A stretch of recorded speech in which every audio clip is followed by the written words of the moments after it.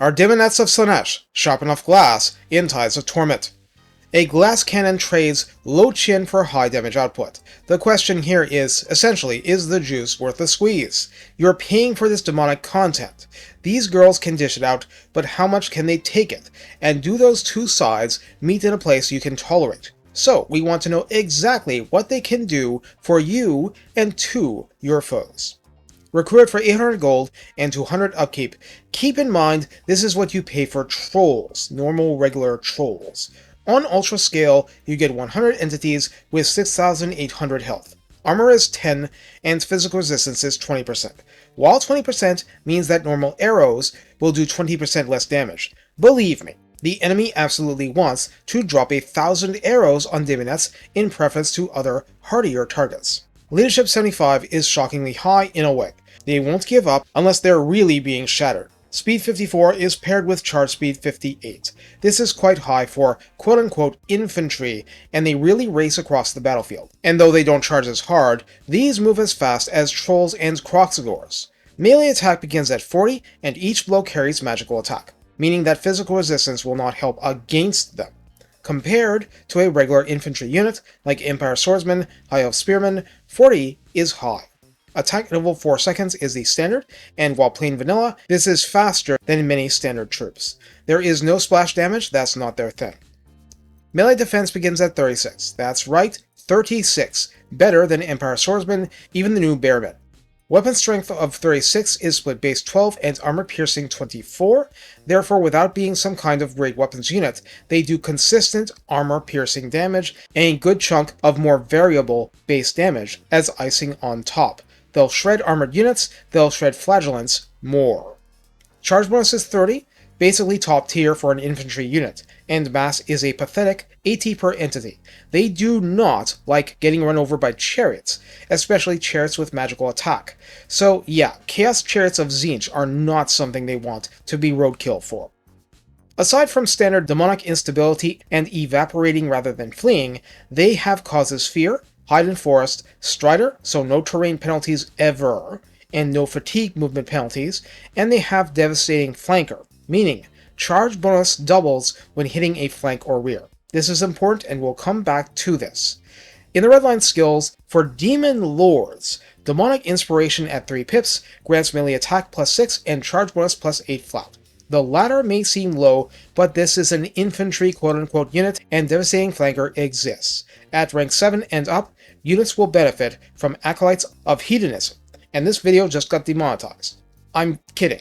Leadership plus 5, melee defense plus 5, and physical resistance plus 10% make them hardier. For Mortal Chaos Lords, Savage Bloodlust adds at 3 pips, armor plus 12, and charge bonus plus 12 flat. That's very interesting for Daemonettes, isn't it? At rank 7 and above, Legion of Doom adds armor plus 10, melee defense plus 5, and spell resistance plus 20%.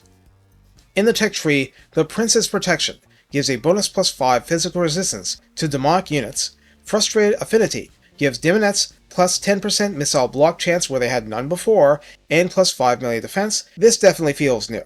And Blessed Young gives armor-piercing melee damage plus 3 for each and every blow, so 24 becomes 27, and grants the Unyielding Assault trait, so nothing, like poison and so on, can ever diminish their weapon strength value in melee, making them extremely consistent in pitched combat. So how do we use Daemonettes of Slannesh?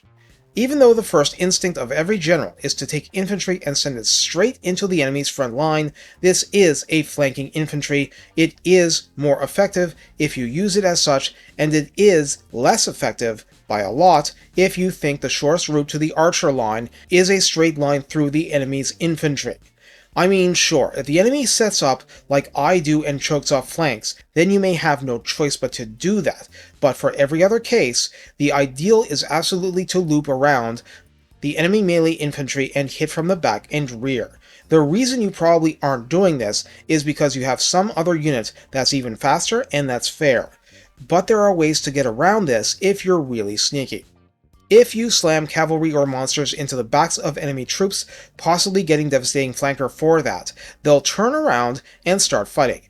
If the marginally slower Daemonettes slam in from what was, until moments before, the front, they'll get their Devastating Flanker bonus too.